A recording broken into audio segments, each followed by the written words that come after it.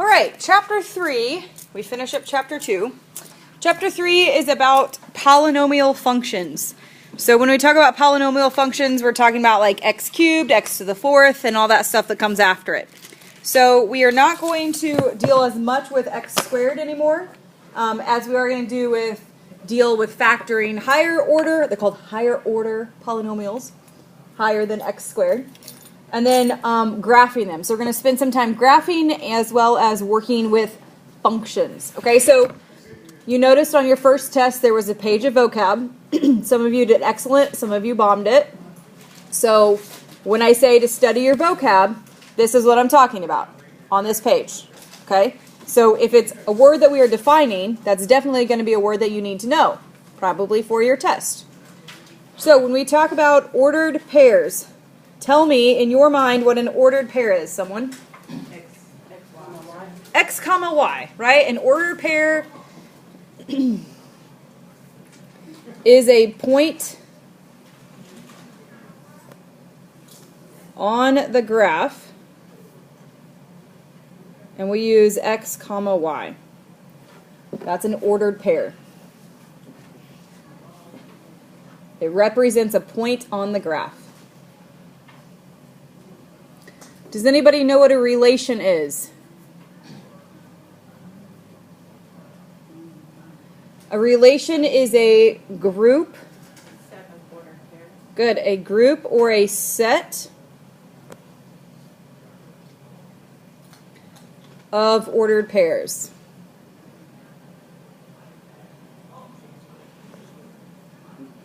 So it's not just one XY pair, it's a bunch of them together.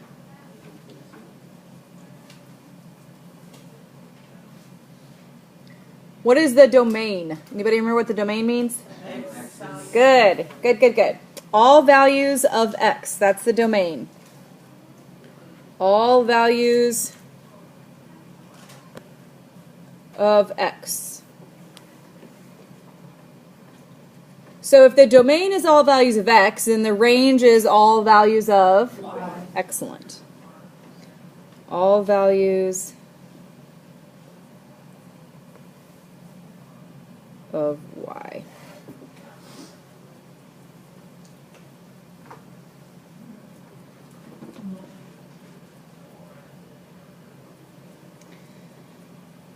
All right, we're going to talk today about the difference between a relation and a function. Okay, but a function is a relation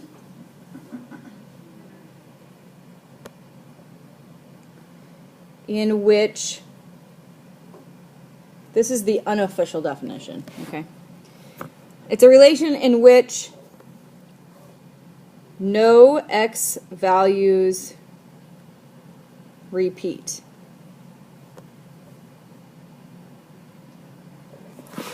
It's a relation in which no x values repeat. So it's a bunch of ordered pairs where no x value repeats. We don't care about the y value. The y value can repeat, it doesn't matter. But we'll only have one x for each y.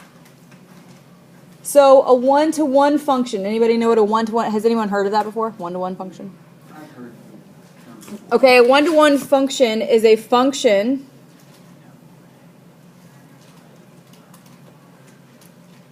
in which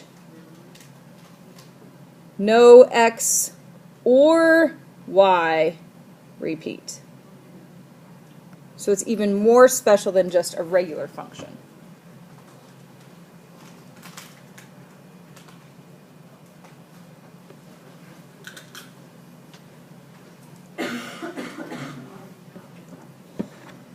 Okay, we'll come back to the vertical line test in just a minute.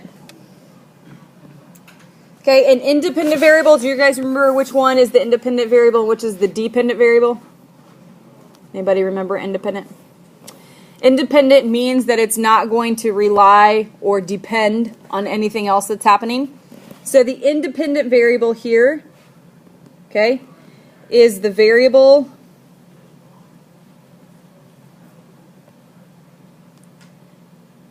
that stands alone.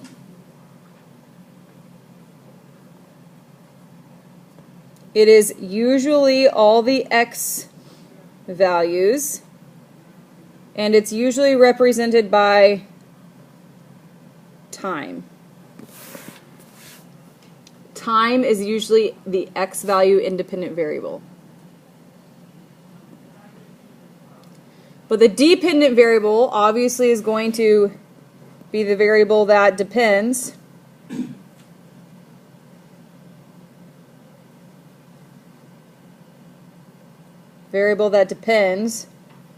on the independent variable. It is usually the y values.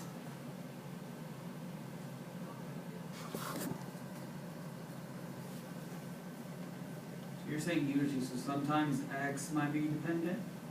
It's rare, and I don't think in any of the examples or problems that we do that it's the dependent. I think x is always independent in the ones that we're using. Okay, so let's think about a real life example. Would you agree that your salary or money, your wages, depends on the number of hours that you work? Yeah. Would you guys agree with that? Okay. So salary or pay would be the dependent variable, and the hours that you work would be the independent variable, right? So you can make a bunch of money, but the money you make depends on the time that you work, right? The time that you work does not depend on money, okay? The time you work is just how your availability, right? How much time you can work.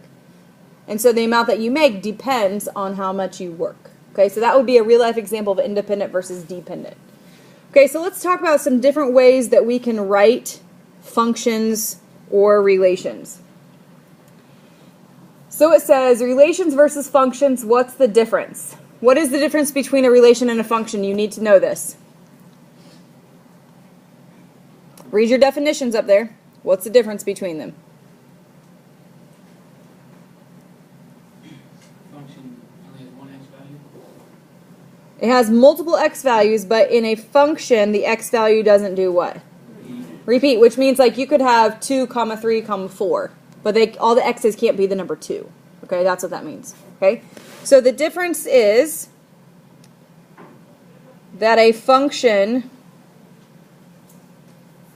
and we will say this, has unique x values. Unique means that it doesn't repeat. Okay? A function has unique x values. Again, unique means that it does not repeat. So if I asked you to list the domain and the range of the following relation, we don't know if it's a function or not. We just know it's a relation, a group of ordered pairs. So we're going to leave, we're going to do a special notation where we're going to use D, and then we're going to use this squiggly bracket, do the best that you can. And when we write out the domain and range, we're going to write them in order from smallest to largest. So what's the smallest domain I have up there? The smallest x value you have up there is what? Negative 4. Not 1, not 0, but a -4. My brain shut off for a little bit. That's okay. So we have -4, and if you want to, you can use your pencil and cross them out so you don't repeat any. So we have -4, then what's the next smallest value? There we go, -1. What do I have next, Amanda? 0. Paula, what comes next? 3. We're going to finish with a 6. So now we'll look at our values of the range. So again, we're just listing out our values of the x's and y's. Anthony, what's my lowest range value? 1. I would agree with that.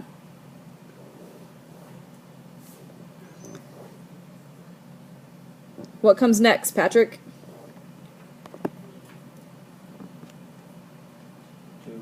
2. Now I have 2 2's. Do you guys see that? We have 2 2's. We only write it one time. Okay? You don't need to write 2, 2. Then what's next, Kaylin? 5. And then we'll finish with a 6.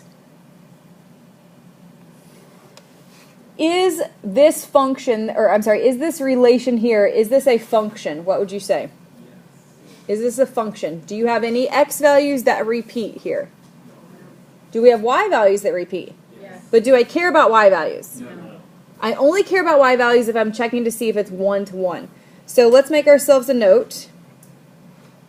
Yes, this is a function. No x value repeats. In your homework, when you are asked to tell me if it's a function or not, you need to defend your answer. So it's not good enough just to tell me yes or no. You need to explain to me why. Okay? Okay, so there are a couple different ways that we can display a function or a relation. We have 4 different ways. The first way is with ordered pairs. Okay, so number 1 is going to say ordered pairs. And instead of making a whole new example of ordered pairs, you can just draw an arrow up to where that is up there in the previous example. See how there's a list of ordered pairs in that previous example? You can just draw an arrow up to that. That's what ordered pairs are. The second type of example that we use is called a mapping.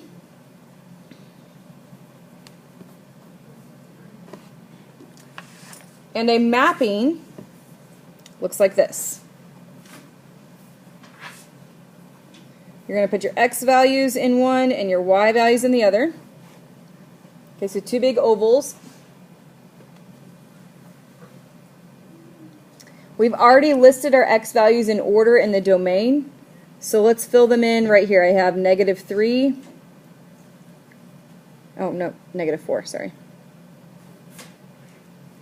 -1, 0, 3, 6.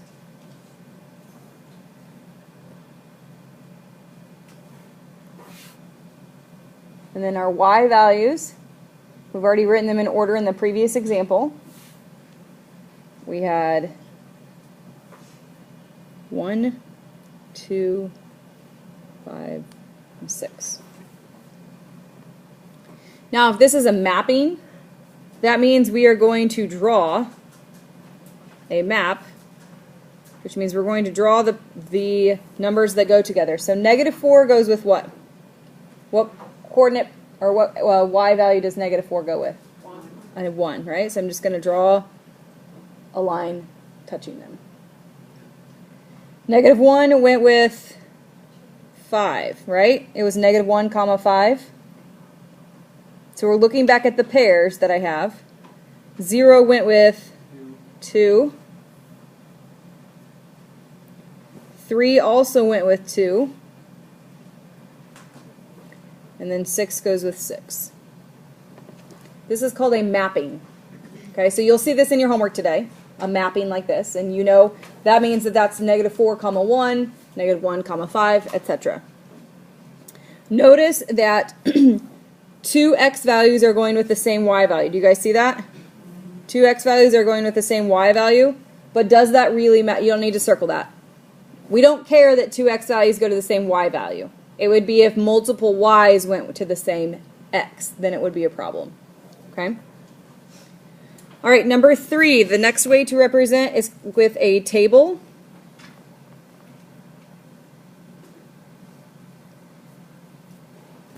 You guys have seen tables a lot.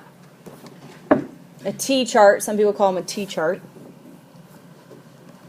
Okay, on a T-chart, order doesn't necessarily matter. You need to make sure you put the right ordered pairs together.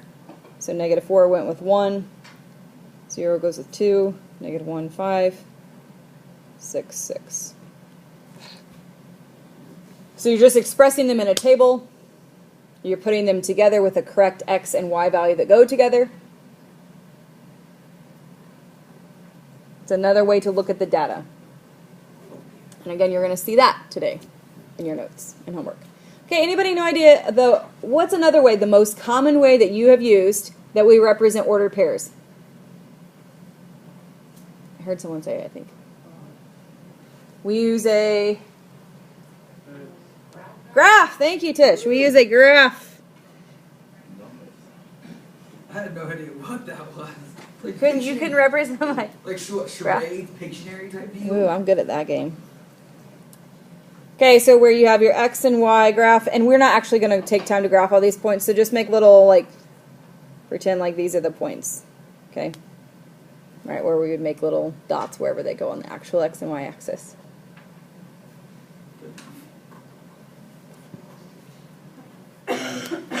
Okay, how do you tell whether or not the relation is a function? If it repeats, okay. So the first way is if the x value repeats.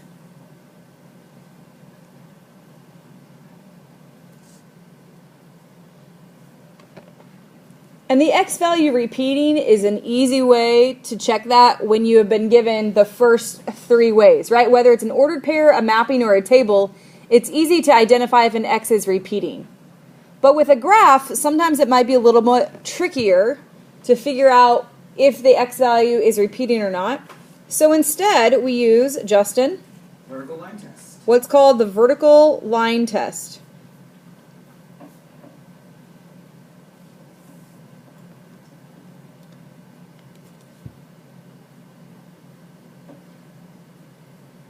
And the vertical line test determines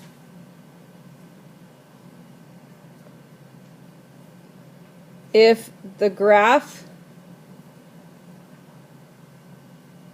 touches the line more than once, it is not a function. And I'll explain this in just a minute.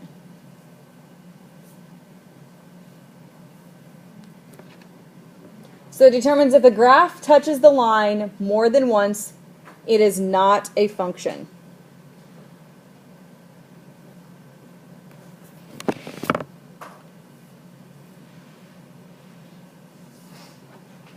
So over here I'm going to draw you an example.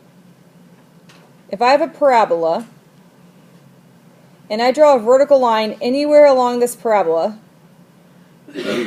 how many times is it touching the parabola? Here it's touching one time, one time, one time, one time, one time. Do you guys see that? No matter where I draw a vertical line, it's touching one time. Okay? But if my graph looks like this,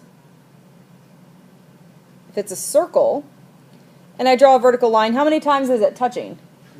Twice. Here and here. Do you guys see that? So the parabola would be a function because it only touches one time. The circle would not be a function because it touches twice. So this is an example of the vertical line test, and so you have your vertical line test definition up top, and I would draw a line maybe all the way down, unless you want to rewrite it, that this is what a vertical line test is. So all the way up at the top where your vertical line test word is for key term, I would draw a line all the way down.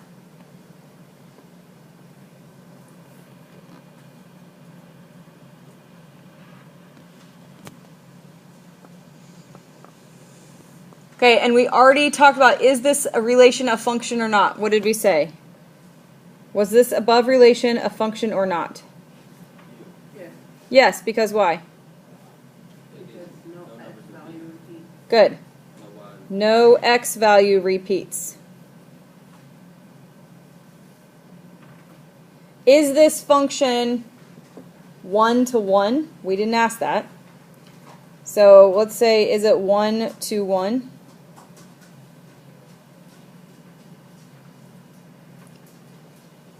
Is it 1 to 1? Remember, 1 to 1 means you have a unique x and unique y's. No. Emily, you shook your head no. Why not? Excellent. Emily is reminding us that the y value repeats. So I would say no, it's not 1 to 1. Which y value repeats? What number is it? What? 2? So I would say the y value 2 repeats. So you're telling me specifically which one repeats, which is why it's not 1 to 1. All right, let's do a specific problem here.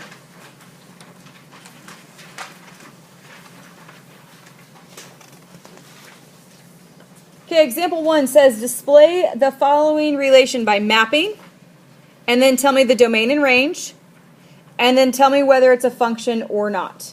So on example 1, you have 3 things you need to do. Display it by mapping, find the domain and range, and then tell me whether it's a function. So you can go ahead and do this. Remember, it needs to be in numerical order on your mapping.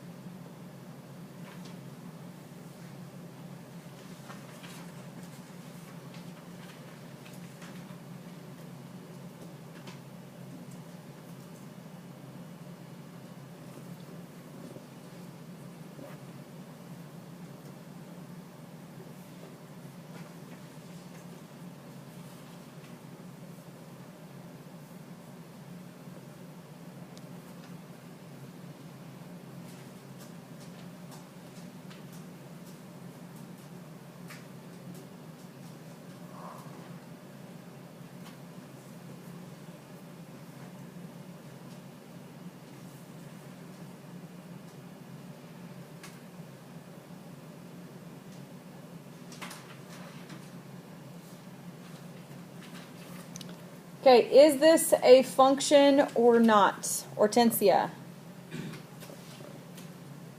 Is this a function or not?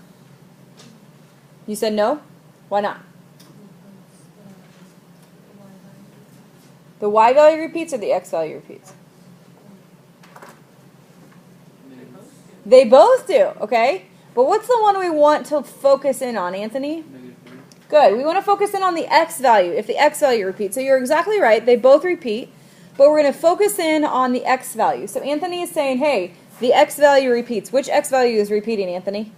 -3. The -3. So this is not a function. And remember, you need to explain to me why it is not a function. The x value, -3, repeats. Good. Does anyone have any questions on example 1? Okay, I'd like you to do example 2. Now, guys, obviously, you're not going to start, it says to graph on number 2, you're not going to start at like year 0. That's not going to make sense for your graph when the graph starts at 1950. Okay? So, remember, what did I say was the independent variable? X in time, right? So I know that looking at this, that my years are going to be my x values, and these are going to be my y values. So when I set up my graph, do we have any negative values on our graph? Any numbers that are negative? So when I set up my x and y axis, I'm going to set it up like this, right? I only need the positive, what we call quadrant, positive part of the graph. And I might start on 1940. I don't need to start on 1900, okay, because my earliest year is 1950. And then with my population in millions, I don't need to start on 0. 3.9 is the lowest. So maybe I'll start this at like 3.5 and go by 2s. 3.7, 3.9. It's up to you how you want to graph it, okay? You can go by 5s if you want to, 3.5, 4, 4.5, 5, 5.5, 6. Okay, so it's going to be kind of a guesstimate or an estimation. It probably would be better to go by 0.5. So 4.0, 4.5, 5.0, and so forth. Okay, take a few minutes to graph that one. It says find the domain and range and then tell me if it's a function or not.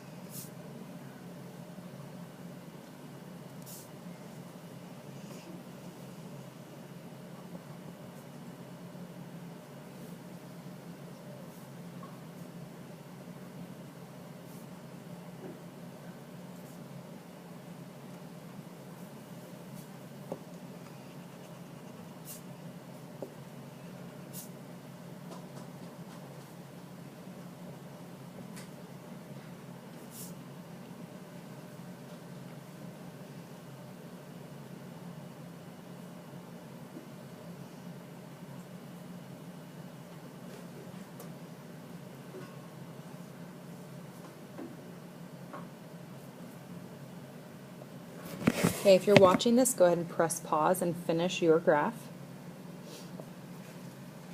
All right, is this relation a function? Yes or no? Yes. Some of you say yes, some of you say no. Those of you who are saying no, why is it not? 5 repeating. Okay, 5.5 is repeating, but is that an x value or a y value? An x value. Do we care? Wait, is it? That's a Y. It's a y value. Isn't 5.5 in the y column? Look, yeah, it's a y value, right? Do we care if y values repeat? No, we just care about x values. So is this a function? Yes, this is a function. Okay? Because none of the x values repeat. And then your domain and your range. Domain is going to be all your years, right? 1950, 60, 70, I'm just doing it fast. 80, 90, 2000. And all your range. Do we need to write 5.5 twice? No. 4.2, 4.7. 5.2, 5.5, and 6.1. Okay. And it is a function, right? Any questions on this part before we go on? Because part 2 is a little bit different. Okay, stick with me. Guys, I know it's Monday. You're doing just fine. It's not freezing in here anymore. Okay, on this part right here, finding the domain and range without a graph. Okay, so remember we talked about the domain is all the values of x that satisfy the equation. So go ahead, quickly do number 1 and check with your neighbor. Quickly do number 1 and check with your neighbor.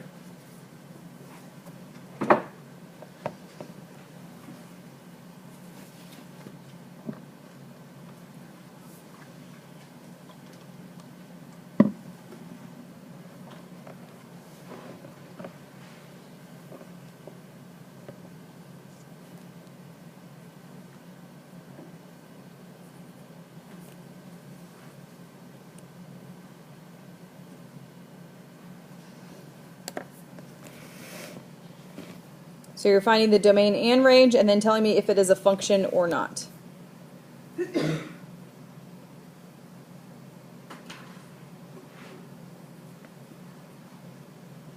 Check with your neighbor when you get finished. If you don't have a neighbor, look around you.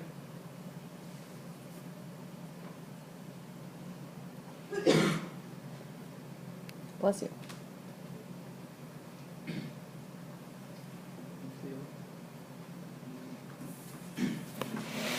Check with your neighbor.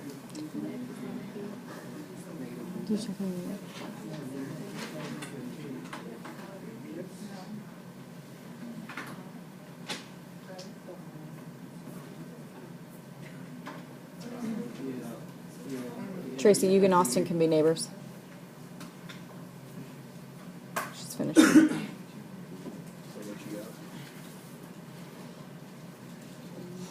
Okay, Cynthia, is this a function or not a function?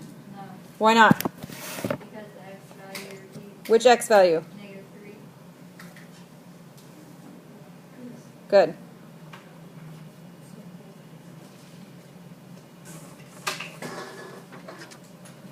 Okay. Number 2. This is a new one. All right. This is a new one that we haven't seen yet. Y equals the square root of 3x minus 2.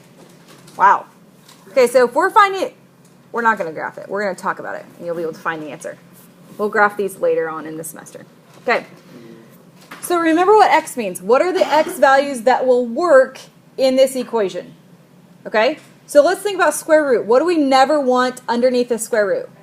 A negative, right? I mean, we know how to deal with them. We have imaginary numbers that we know how to deal with it. But typically, we never want a negative number underneath the square root. So what we're going to do when you see a square root sign, whatever is underneath the square root, we're going to pull that off to the side. And we're going to say, hey, whenever I'm using x and I plug in for x, I want that number to be greater than or equal to 0. Why do we want it greater than or equal to 0? To avoid negatives. Excellent.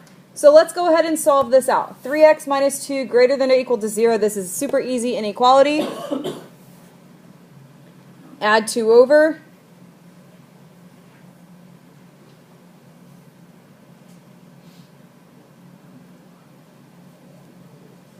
So this is saying any x value that you want needs to go from 2/3 and on.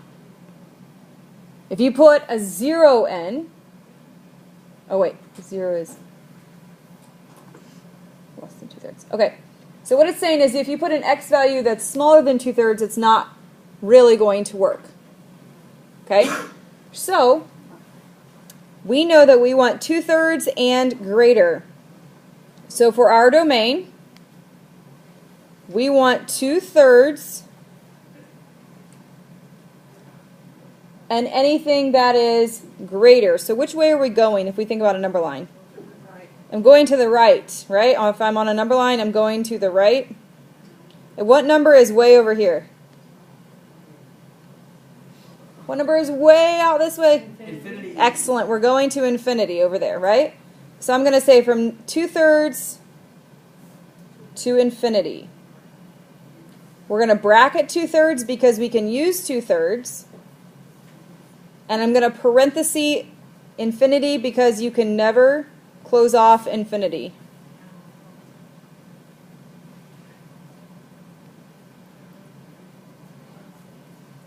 Okay, so this is new to you, and that's fine. Now let's talk about our range. What's the lowest number we would ever get underneath our radical? 0. Right? What happens when I plug a 2/3 in? If I plug a 2/3 in here, I get 2, and what's 2 minus 2? 0. So the lowest number I'm ever going to get underneath my radical is going to be a 0. That means the lowest number that my y values are going to ever be is 0. And I can include 0 as an answer. And this is going off to where? Infinity. Good, infinity. Okay, I don't expect you to know this off the top of your head because this is new to you. That's why I'm teaching it. Okay? We're going to do example 3, and then we're going to be done with notes today. All right? So I need you to hang with me through example 3, and we'll finish these notes up tomorrow. So in example 3, this is a new thing. We haven't seen this x equals square root of y yet. Yee. It is the absolute value of y. We talked about absolute value in our AccuPlacer review today. So let's think about this. What numbers can I plug in here for y? Could I plug in positive and negative numbers in there for y? Yes. I could, right? Because ultimately the number's always going to come out to be what? Positive. Positive. Okay? So for my y values, which is my range, I can plug in any number that's negative or any number that's positive, which means I can scale from negative infinity all the way to positive infinity.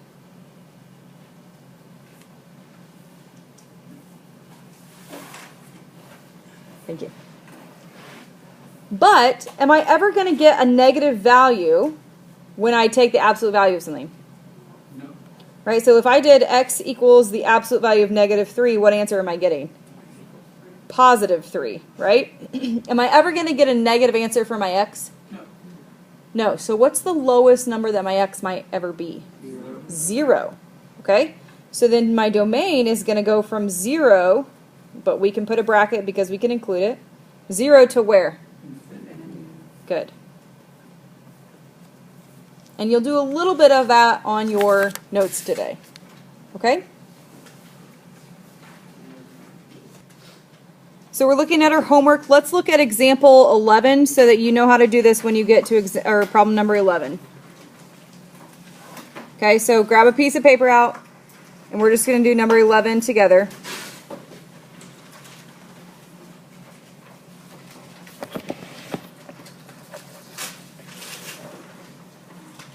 You don't need to draw this, okay?